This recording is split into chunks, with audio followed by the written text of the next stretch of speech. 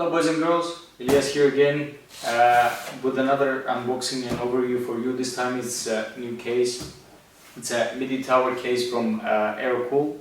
It's an Xpredator X3 Devil Red Edition case, and I just wanted to show you the box, how it looks from outside. It looks a bit messed up, I think, especially with the red colors, too much of it. So let's unbox it, get to the case itself. Okay, so we have the case unboxed. There is only one user's manual here provided along with the case, saying how many accessories there are in the box. It's black and white, but pretty informative since there are pictures and all the needed information. So let's get to the point. Let's take this film off. So we have a quite a large window cutout, which provides mounting points for two extra fans, two 120mm or two 140mm fans here, or you can also install a radiator here, I assume, but installing radiator on a side panel like this is not a very good idea, but some might do it. At the front, here we have a mesh, 3 5¼ bays for your CD-ROMs, reservoirs, whatever you would like to install here, maybe fan controllers or any other screens or something. Apart from that, we have the power button at the top, 2 fan controllers, 2 USB 3.0 slots, microphone jack and headphone jack. Also, Aerocool, along with this case, provides a hot swap bay. So you can install your 2.5-inch hot swap, 2.5-inch drive here at the top, in case if you'd like to do your backups, or you just have an old hard drive which you would like to read from or write to.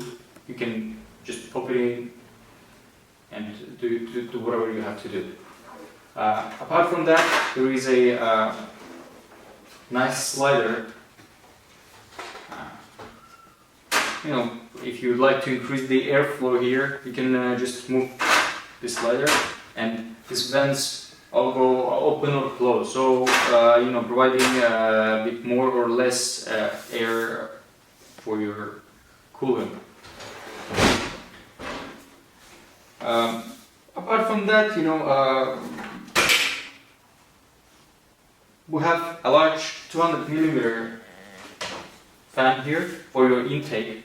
So this case has pre-installed one large 200mm fan at the front and one 120mm fan at the back, 140mm at the back for exhaust.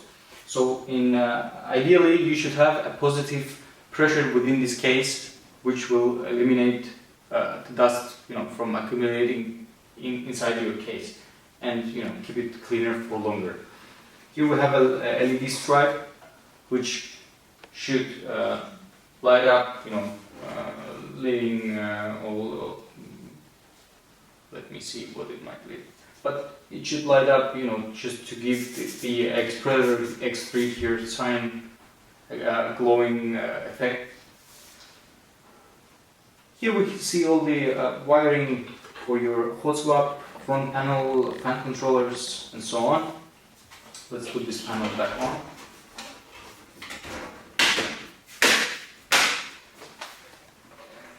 Turn it on its side, take the panel off, so we can see the internals of this case. It's pretty rigid, well made, I can say. It looks good quality. Some more ventilation holes here. So, what do we have here?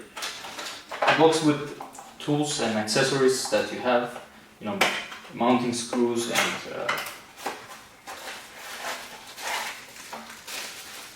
and something very important which I haven't seen in any other case to date, because I've been purchasing it for my customers who have an old motherboard.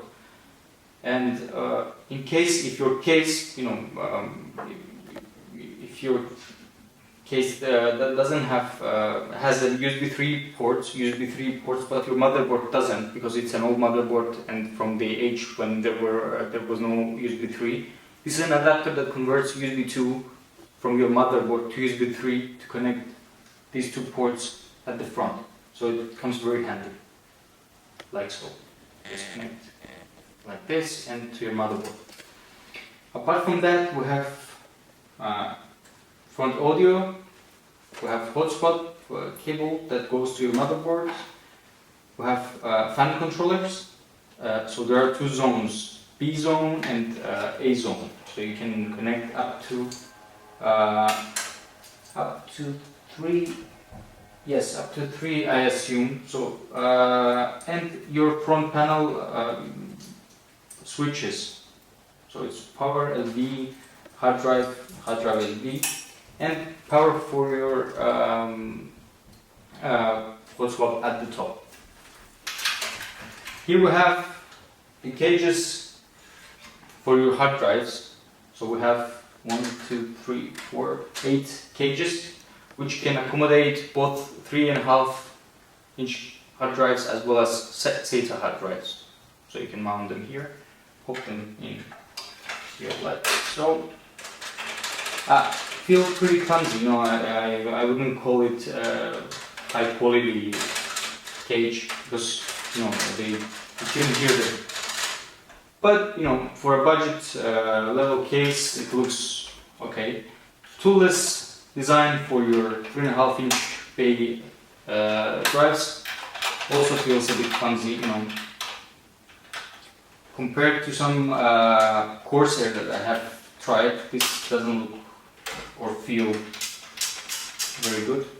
But you know, you get what you pay for. So here we have the connection for your back fan. Here at the bottom we have a dust filter covering the whole bottom part of the case. So if you're gonna have your power supply here, and you can also install a fan, 120 or 140 millimeter fan here. You know, blowing down, because sacking from the bottom of the case wouldn't be a good idea. But still, you know, if you would like to do that, you can do it. And your power supply also blowing down should be sufficient for that. Here's the CPU cutout. CPU cutout in case if you'd like to install your aftermarket CPU cooler after you install your motherboard, you can do that. And here we have lots and lots of rubberized grommets from where you can route your wiring, tubing, if you'd like to add some water cooling, you know, here. But you know, there is not much space for tubing, so it's mainly for wiring. At the top, as we've seen previously, it's pretty easy, but since there are some wires, so you need to be very, very careful not to break any of those wiring that we have here. So here we see the hot swap bay, the port, and where it opens up, you know, the top part of the case where we can install a radiator, I guess, a 240 millimeter radiator you can install for your all-in-one cooling solutions. For example, the Corsair H100i or even 110, because it can accommodate even a bit larger 280 millimeter radiators. So you can also install two fans for your exhaust to take out the hot air from your case and out through this cool, cheaply made but cool fins. Also, this case doesn't make me confident that it is a water cooling case, but still there are quite a lot water cooling grommets here that you can route your water cooling tubes from. If you're planning to use an out of case water cooling. Also, we have here two at the bottom for your graphics cards. If you are planning to use an external water cooling for your graphics card. So we have 8 slots, expansion slots for your PCI. Ideally it should be enough for your SLI graphics cards, as well as power supply at the bottom.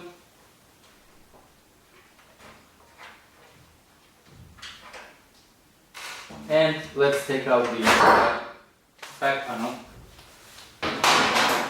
and see what we have here. Nothing much, just the red color. Enough space, I would say it's around an inch or 2.5 centimeters for your cable routing. Nothing else, nothing special here. Just a cable going from the fan, I guess. Yes, it's the front fan cable. And the bottom part with the filter, as I said, with the rubberized feet here to minimize vibration from your case, which, it's normal. Any case, it looks good, doesn't feel so good. I should say that it feels quite cheaply made, because a bit clumsy, everything is making cheap noises and stuff. But for a budget case, because it's not a expensive case by any means, it's quite large. It can accommodate ITX, ATX and mini ITX cases, motherboards. So it should be enough for most of the people. Would I recommend it? I guess so. If you like all these red coloring schemes and and if you don't care so much about the quality, I mean, it's not the worst quality, but I can recommend it. But if you're on budget, if you're looking for a good case, for a case having fan controllers, you have a hot swap, you have some features that normal cases do not deliver. It's a good choice. I have mixed feelings, but I can say if you want fan controllers, get a specialized one, better one. If you want a hot swap, okay, this might be okay, but you still can get an external hot swap. These things add cost to your case, but they are not exactly the top quality, so depends what you need. It's like when you try to deliver everything, but nothing is perfect in this case, except especially when you are under budget. In any case, if you want to share your opinion and experience maybe about this case, if you have a similar one, please subscribe, comment down below, let me know what you think, and thanks for watching again. Bye bye.